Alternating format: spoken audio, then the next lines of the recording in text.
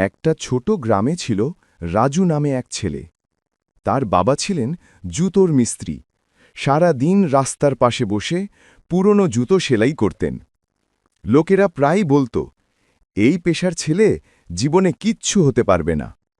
রাজু শুনত, কিন্তু চুপ থাকত।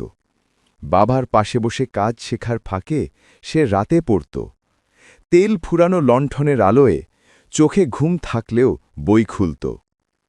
একদিন স্কুলে টিচার জিজ্ঞেস করলেন, বড় হয়ে কি হতে চাও?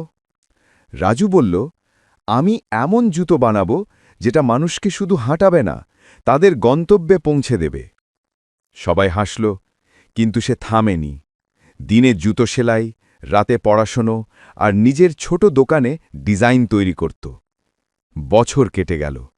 রাজু শহরে গেল, নিজের তৈরি জুতো নিয়ে দরজায় দরজায় ঘুরল। অনেকে ফিরিয়ে দিল, কেউ শুনলই না। তবুও সে চালিয়ে গেল। একদিন তার তৈরি এক জুতো বিদেশি এক ডিজাইনারের চোখে পড়ে। সেই ডিজাইনার তাকে সুযোগ দিল, আর সেখান থেকেই শুরু হল রাজুর নতুন জীবন।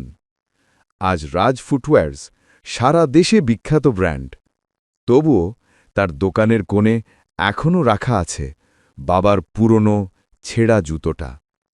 রাজু বলে, আমি সোনার চামচ নিয়ে জন্মাইনি, কিন্তু আমার বাবার সেলাইয়ের সূচ দিয়ে নিজের ভাগ্য সেলাই করেছি।